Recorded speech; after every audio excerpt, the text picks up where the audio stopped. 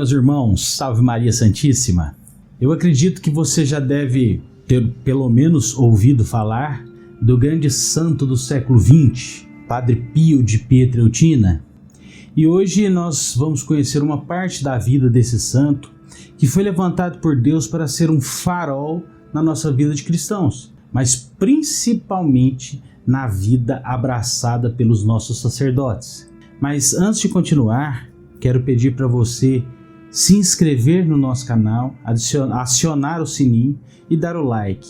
E quero pedir que você hoje compartilhe esse vídeo no grupo de amigos, no grupo das pastorais, da paróquia, da família, enfim, nos ajude a divulgar esse apostolado, certinho? Quando olhamos o passado da Santa Igreja, observamos que quando a igreja mais precisa, quando a igreja passa por tribulações, Deus levanta grandes santos, demonstrando que, mesmo em dias difíceis, Ele sempre está olhando por nós. A vida do Padre Pio é um consolo para nós católicos, porque mostra que Deus sempre está olhando por nós. Mesmo que nós não sejamos merecedores dessa infinita misericórdia, Deus cuida e sempre nos mostra o caminho a seguir para chegarmos até Ele.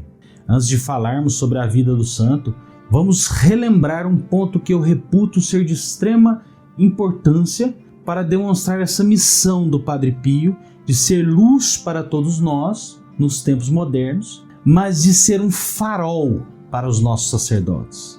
Nós sabemos que Nossa Senhora mostrou aos pastorinhos de Fátima, em Portugal, um segredo que foi dividido em 3 partes, sendo que as 2 primeiras partes foram devidamente reveladas, mas a terceira parte ainda é uma incógnita, mesmo diante da publicação do segredo realizado no ano de 2000 por ordem do então Papa João Paulo II.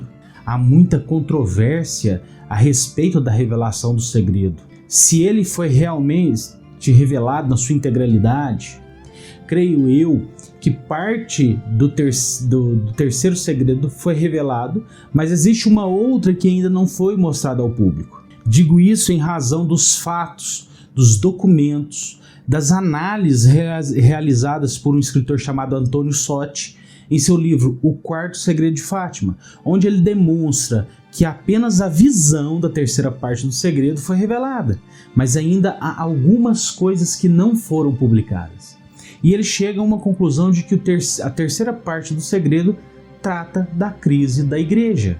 É interessante lembrar que quando a terceira parte do segredo foi revelada aos pastorinhos, Nossa Senhora diz a Lúcia que ela só poderia ser revelada no ano de 1960, ou seja, no início da década de 60. E qual foi o evento mais importante ocorrido na década de 60 dentro da igreja? O Concílio Vaticano II. Então Nossa Senhora queria que a terceira parte do segredo fosse revelada antes da realização do concílio, para que toda essa desgraça de progressismo não entrasse na igreja. Mas assim como a Virgem não foi ouvida quando ela mandou que a Rússia fosse consagrada ao seu Imaculado Coração, para evitar que os erros do comunismo se espalhassem pelo mundo, o segredo não foi integralmente revelado e aconteceu o que aconteceu. Foi a partir do Concílio Vaticano II que a crise na igreja se aprofunda tremendamente e dá em tudo o que nós vemos hoje, de tentativa de alteração do magistério, a relativização do pecado, a tentativa de implementação de coisas absurdas dentro da igreja. Enfim, há um verdadeiro esfriamento da fé em muitos católicos, e isso promovido e incentivado por parte do clero, parte essa que também, a meu ver, apostataram quando decidiram optar pelo mundo moderno ao invés da verdade revelada. Nesses sacerdotes progressistas não há mais fé, mas apenas um desejo de criar uma nova igreja para atender aos seus desejos humanos e adequado aos tempos modernos, onde se aceita tudo em nome de um amor totalmente descolado da justiça. E nós sabemos que Deus é amor. Ele é sim o amor, mas também é justiça. Pois bem, mas como Deus sabe da ignorância do homem e da sua insistência em desobedecê-lo, ele levanta um grande sacerdote para contrastar a toda essa apostasia do clero progressista, e esse homem é o Padre Pio, que morre em 23 de setembro de 68 sob o pontificado do Papa Paulo VI, já com o reconhecimento do mundo católico sobre a sua santidade.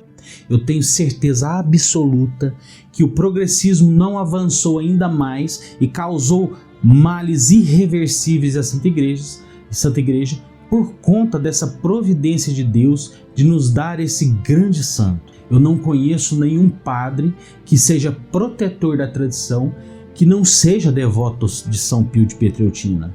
O padre Paulo Ricardo diz que nós estamos diante da maior crise de identidade sacerdotal de toda a história da Igreja e que somos como ovelhas sem pastor.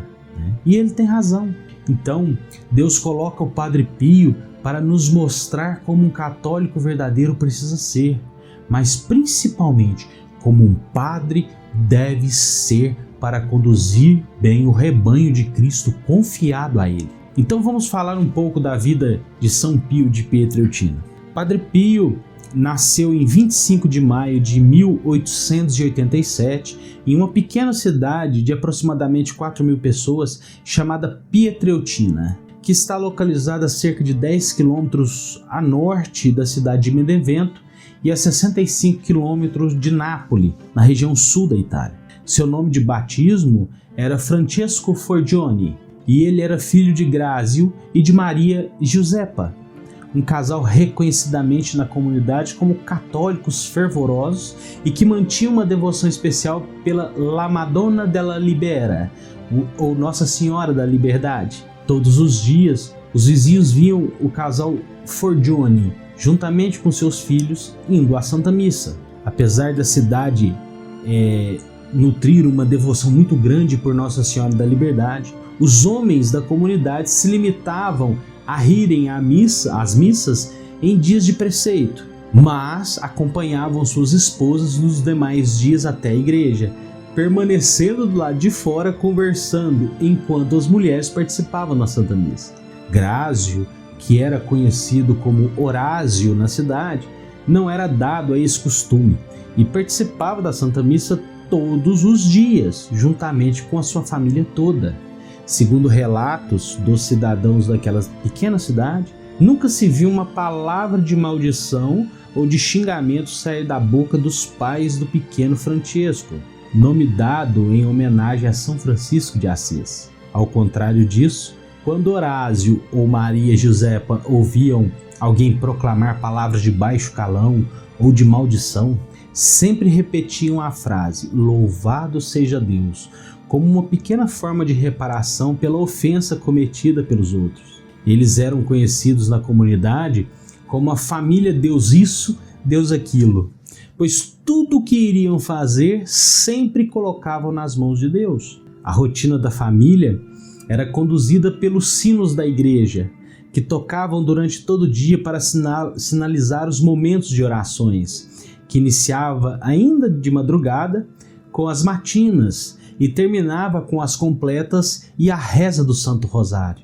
Cada tarefa e cada divertimento só se realizava após a oração, mostrando que na casa dos Forgione a oração estava acima de tudo. As histórias contadas às crianças eram as bíblicas, que Orásio memorizou para ensinar aos seus filhos, já que ele era analfabeto e de alguma forma conseguia gravar essas histórias ouvindo o pároco local contar. Quando olhamos a família do Padre Pio, vemos que a sua santidade já começou com seus pais e dentro do seu lar.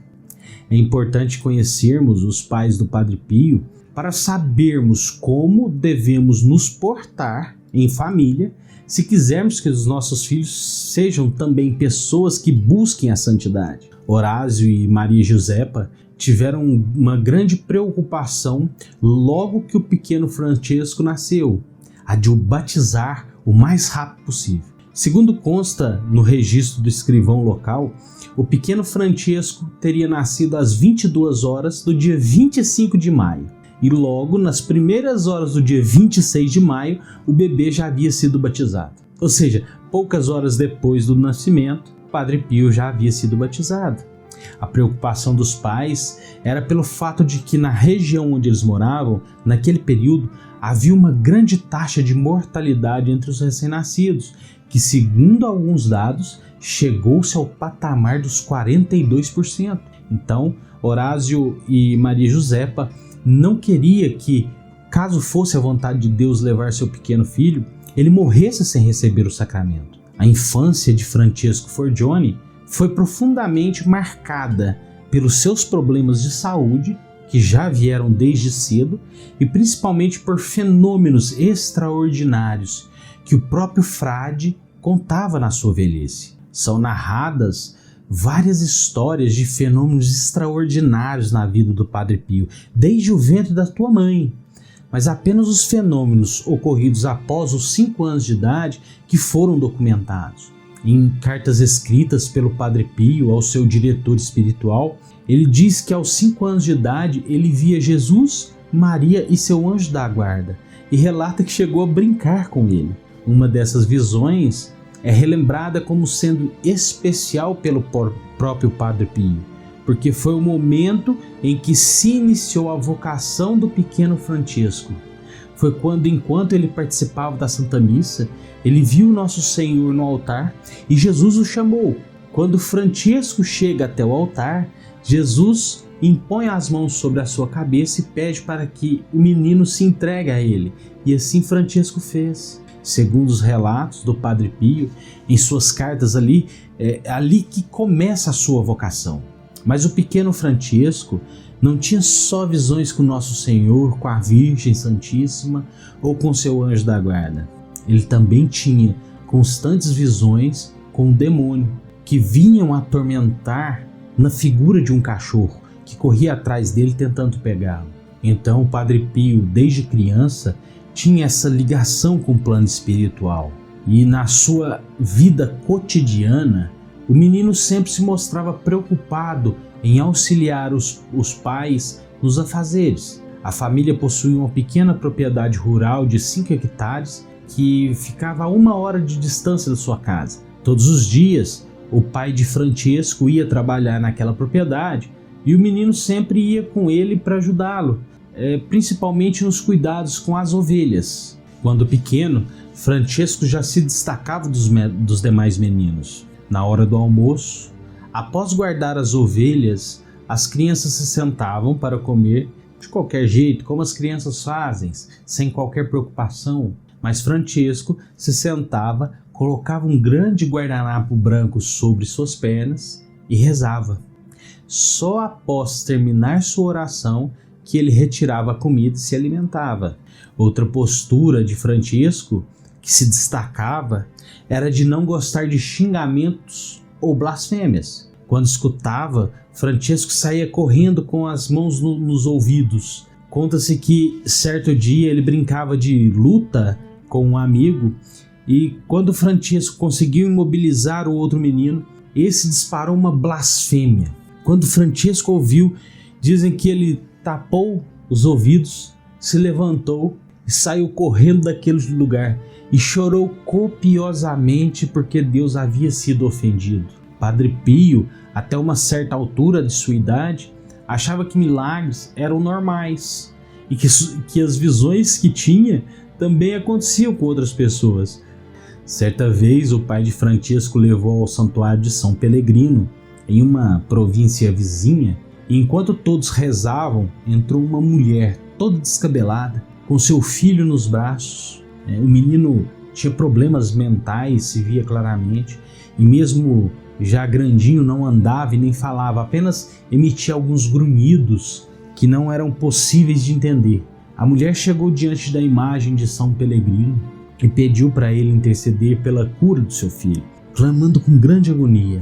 Mas como nada aconteceu, a mulher desesperada disse ao santo: já que o senhor não o cura, pode ficar com ele, e jogou o menino aos pés da imagem. Quando ela fez isso, o menino subitamente se levantou e correu em direção à mulher gritando: mamãe.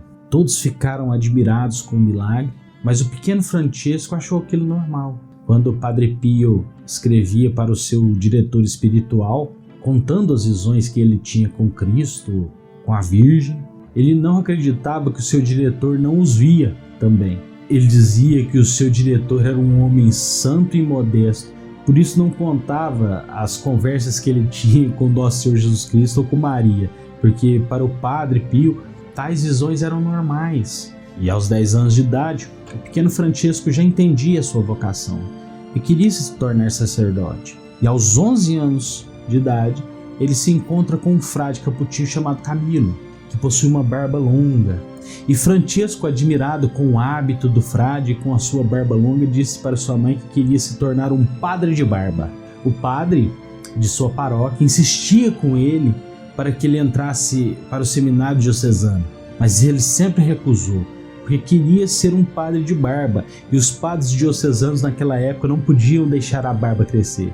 Na verdade, a única ordem que os padres podiam deixar a barba crescer eram os capuchinhos. Como a mãe de Francesco consentiu com que ele fosse para o noviciado, ela exigiu que ele não fosse apenas um religioso, mas que ele fosse um padre de missa.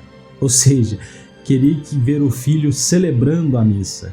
Então, Francesco foi estudar para ser ordenado padre. Mas essa formação era muito cara, o que obrigou o seu pai Horácio a se mudar para os Estados Unidos, para que pudesse custear esses estudos.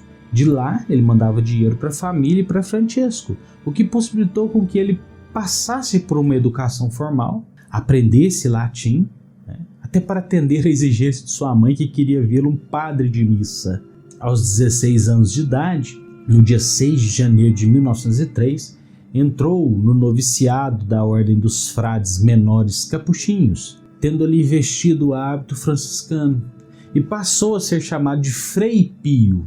Em 10 de agosto de 1910, o Frei Pio recebe a ordenação sacerdotal e passa a ser o Padre Pio que nós conhecemos. No próximo vídeo falaremos sobre o tempo de noviciado do Padre Pio, suas visões, os ataques do demônio e os primeiros milagres documentados do santo de Pietrelcina. Muito obrigado por ter ficado até aqui. E mais uma vez, peço que se inscreva no nosso canal, acione o sininho, dê o like e comente se você já conhecia essa parte da vida do Padre Pio. Não se esqueça de compartilhar também, meus queridos, para que possa dar uma maior relevância para o nosso apostolado. Fiquem com Deus e viva Cristo Rei!